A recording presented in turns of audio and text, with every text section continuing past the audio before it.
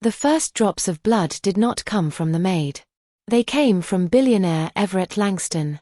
He stood barefoot in the center of his engagement ballroom, one foot planted beside the black maid everyone had been ordered to watch suffer. Around them, broken crystal glittered beneath the chandeliers like ice. 30 seconds earlier, his fiancée had smiled and said, "Walk on the glass." Before the truth unfolds, subscribe to the channel and tell us which city or country you are watching from. Then decide whether you would have stayed silent in that room. Zaria Monroe held a silver tray against her waist. Her deep brown face remained composed, but the thin sole of her right shoe was already torn. A shard had entered near her heel when the centerpiece exploded. Celine Ward stood across from her in a champagne-colored gown. "You broke a family heirloom," Celine announced to 180 guests. "You will carry the replacement arrangement to my table, and you will walk through what you destroyed." Zaria looked at the jagged path between them. "I did not break it." Celine's brother, Preston, leaned against the piano with a satisfied expression. Moments earlier, Zaria had seen him remove something from beneath the centerpiece.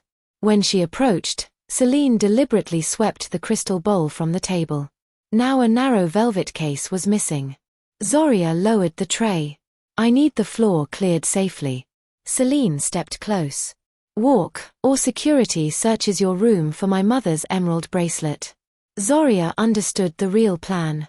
The bracelet had vanished during the rehearsal luncheon. Celine had sent Zaria into the bridal suite alone, then dismissed every other employee from that hallway. This was not punishment. It was evidence being arranged. At the far end of the ballroom, Everett spoke with 2 investors beneath the orchestra's music. His view was blocked by a floral arch. Celine lifted the replacement centerpiece and forced it into Zaria's hands. White orchids surrounded a heavy bronze base. "Start walking." Zaria took 1 step. Glass cracked beneath her shoe. A burning line cut into her foot. Several guests whispered, but nobody intervened. Celine's mother watched from the front table. "She is being paid," she said. "Let her work." Zaria took another step. Blood appeared behind her. Preston quietly moved toward the exit. Then the orchestra stopped. Everett had seen the floor. He crossed the room without speaking, removed the bronze centerpiece from Zaria's hands, and placed it on a table. Celine hurried toward him. She caused this scene. Everett looked down at Zaria's blood. "Who told her to cross the glass?" Celine straightened. She refused to clean up her own mistake. Zaria answered before fear could silence her. "She ordered me to walk through it." The room changed. Everett faced Celine. "Did you?" "She is lying because she resents our engagement." Everett removed his shoes. Celine stared. "What are you doing?"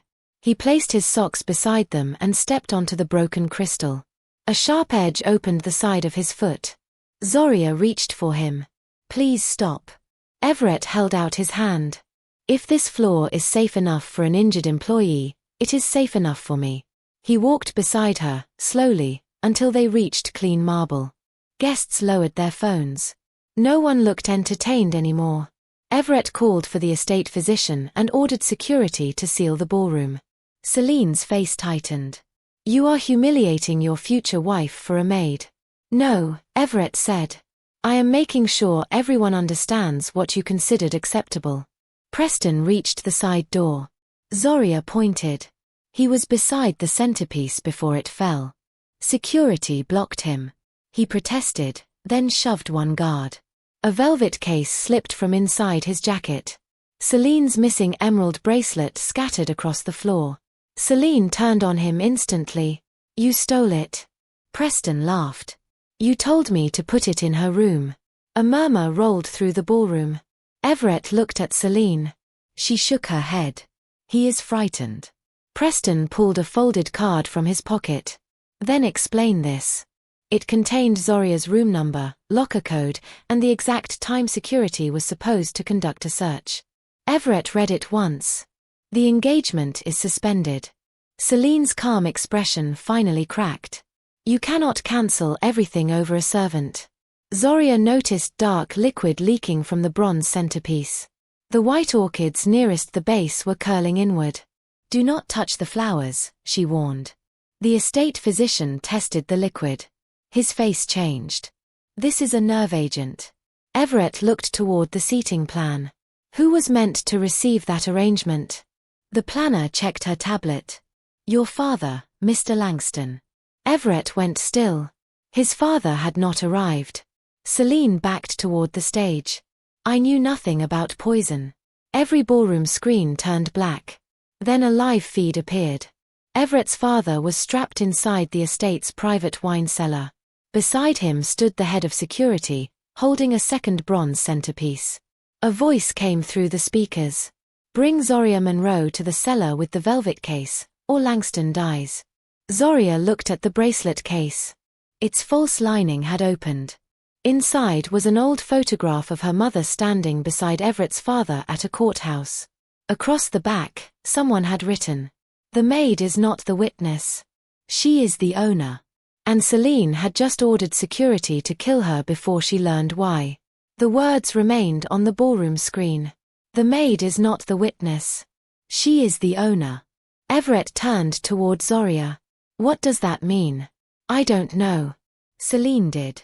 The color had drained from her face, but her eyes kept returning to the velvet case in Zaria's hands. Everett noticed. You know what is inside it. I know my family has spent years protecting yours from embarrassment. By poisoning my father? By keeping old claims buried. Zaria opened the false lining.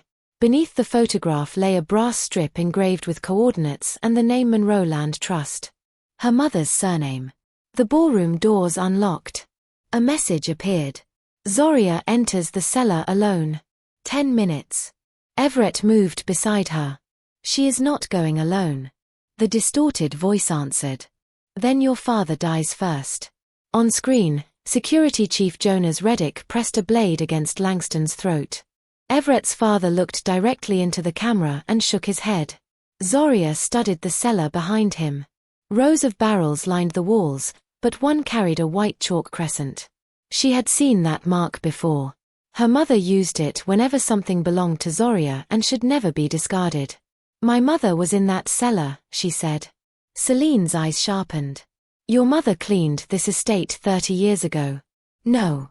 She documented something there. Everett called Daniel, the estate attorney, forward. Find the Monroe Land Trust. Daniel searched the registry. It owns the original coastal parcel beneath the mansion, the vineyard, and half the private road. Everett stared. That land belongs to Langston Holdings. According to current records. And the originals? Daniel looked at Zaria. They were transferred from the Monroe family after a courthouse fire destroyed the deed archive.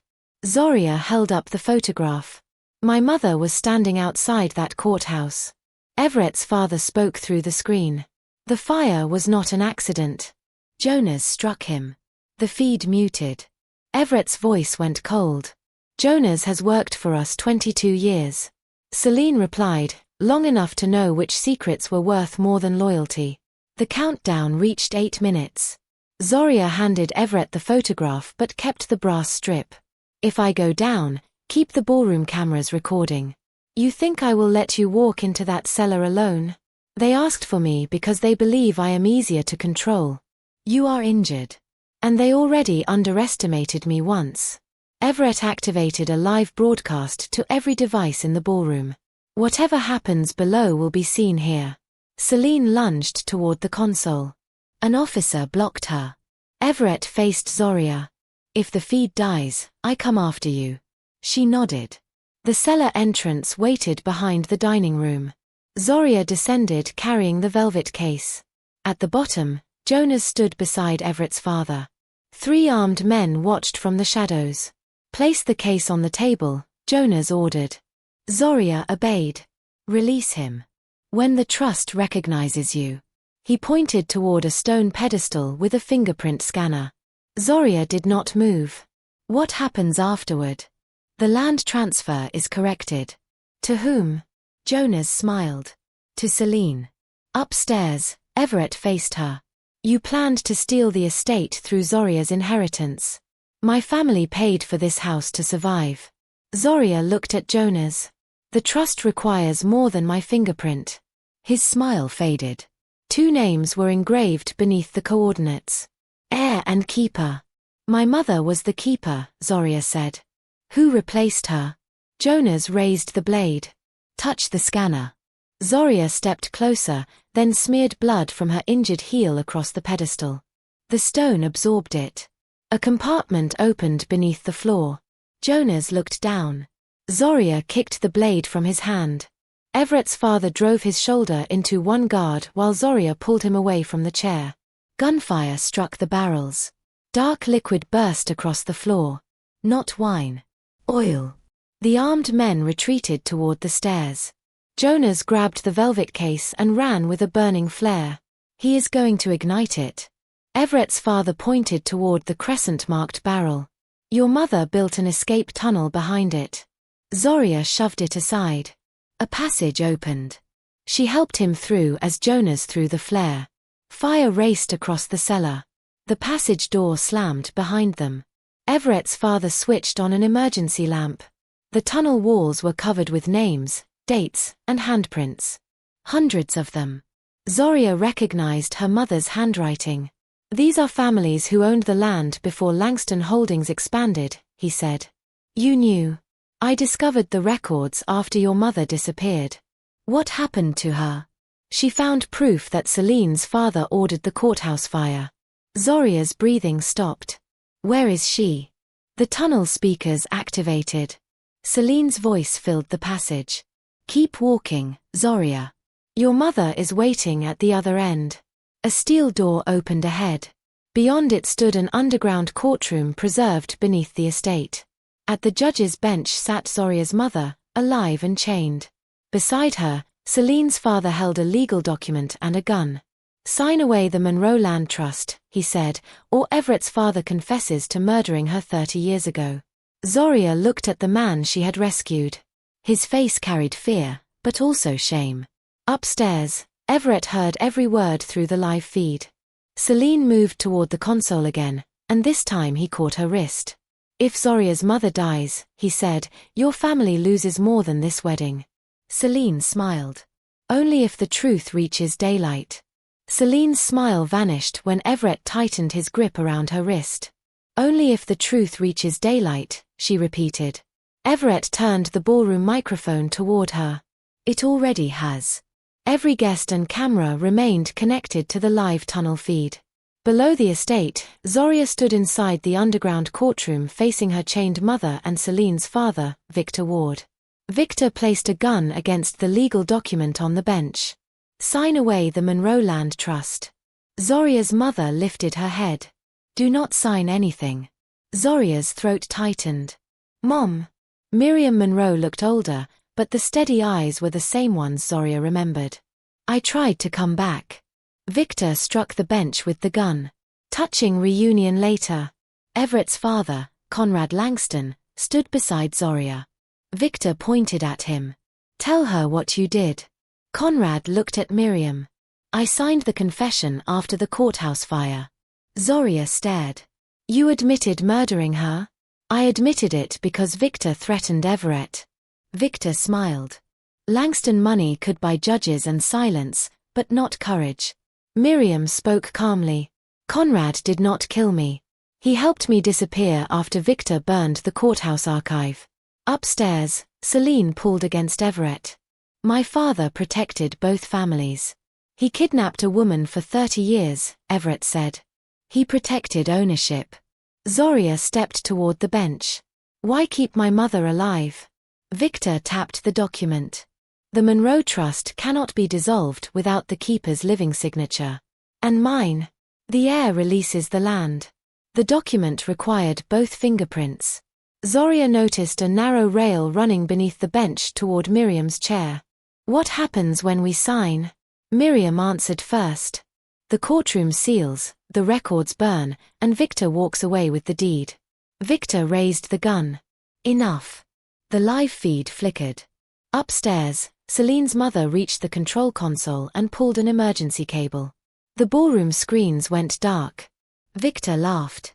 Now daylight is gone. Everett shoved the console back together. The technician shook his head. The cable carried the live connection. Celine smiled. No audience. No evidence. But Zaria heard a mechanical hum beneath the witness box. Her mother's eyes shifted toward it. Zaria found a brass microphone hidden beneath dust. My mother built more than one broadcast line. Victor fired. The bullet shattered the wood above Zaria's shoulder. Conrad tackled him. They crashed against the bench. Miriam dragged her chair sideways and struck Victor's knee. The gun skidded across the floor. Zaria grabbed the microphone. A green light appeared. Emergency public record active. Every ballroom screen returned. The feed also opened across courthouse archives and local news stations. Victor stopped fighting. You do not understand what you are releasing. Zaria lifted the trust document. Then explain it publicly. He lunged for her. Conrad held him back. Victor shouted into the camera.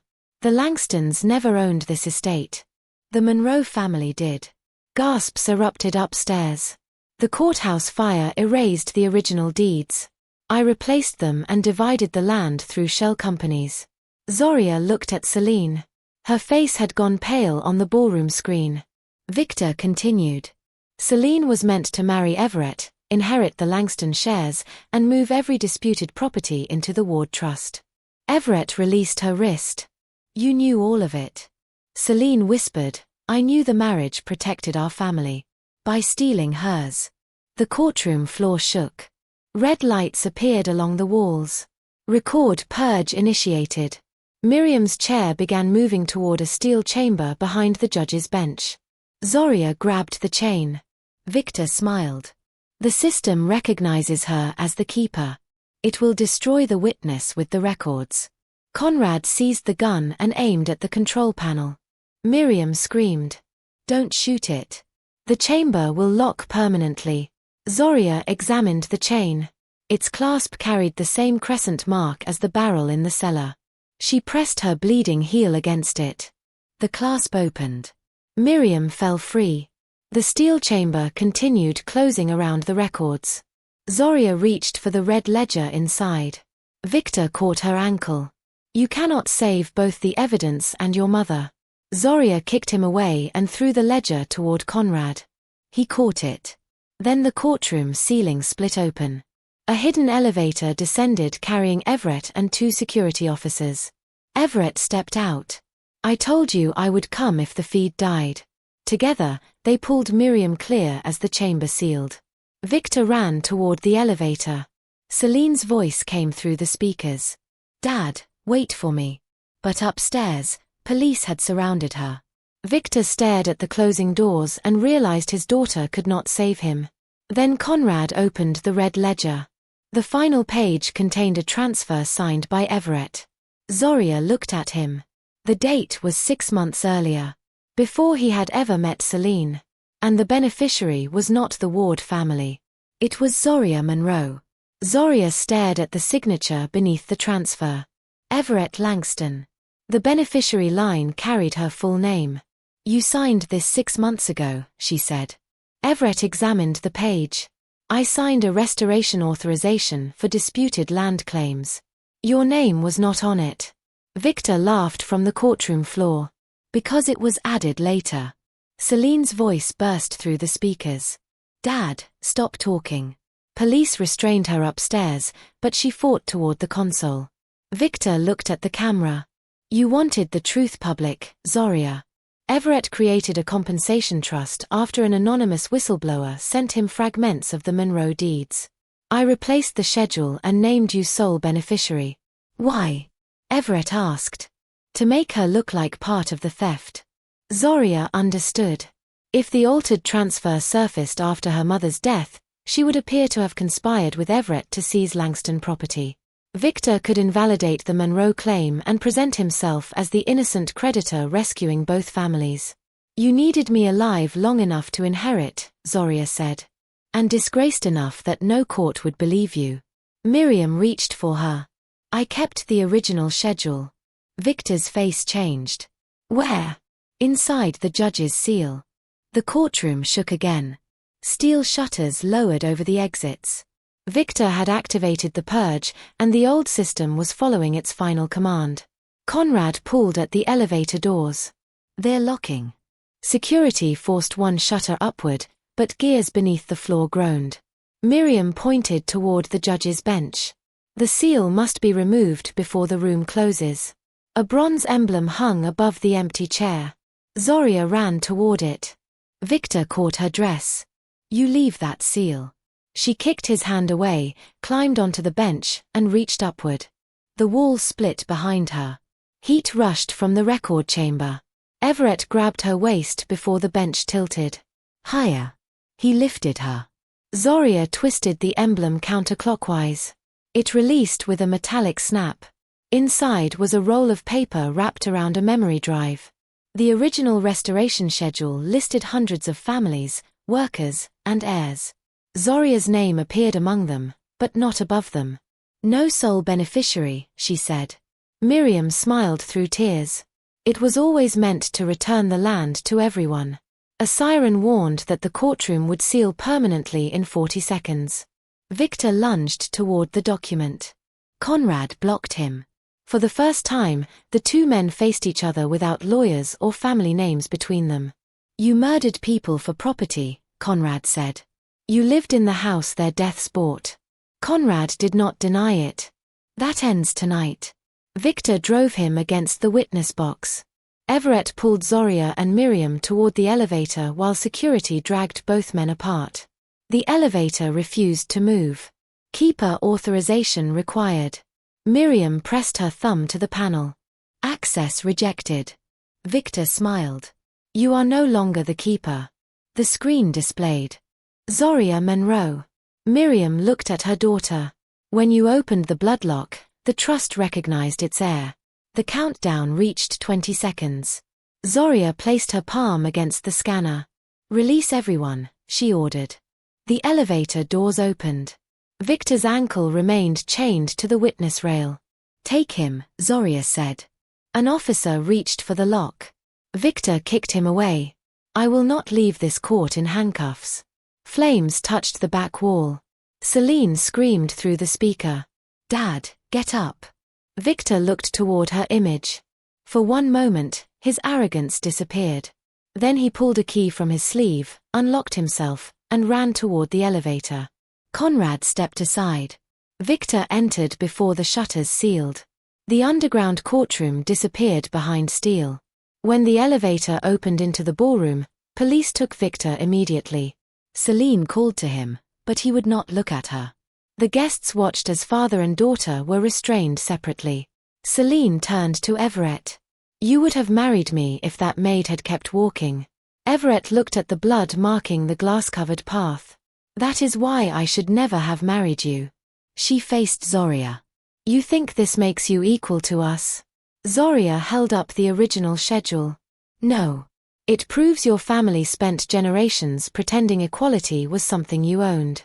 Victor, Celine, and Celine's mother were charged with kidnapping, attempted murder, fraud, arson, unlawful imprisonment, and conspiracy to steal the Monroe Land Trust. Jonas Reddick survived the cellar fire and testified for protection. Conrad confessed to signing false ownership records and hiding Miriam's captivity. His testimony exposed Victor, but it ended his control over Langston Holdings. Everett did not defend him. He resigned as chief executive and placed every disputed property into court supervision. No wedding followed that confession. Instead, every guest who had watched Zaria bleed became a witness to the restoration oath signed before sunrise in the ballroom itself. The original restoration schedule was verified. Hundreds of families received ownership shares, unpaid profits, or land settlements. The estate returned to the Monroe Trust. Zaria refused to make it a private residence. The ballroom became a public record center where families could search old deeds without paying lawyers or asking powerful companies for permission. The underground courtroom was reopened by investigators months later.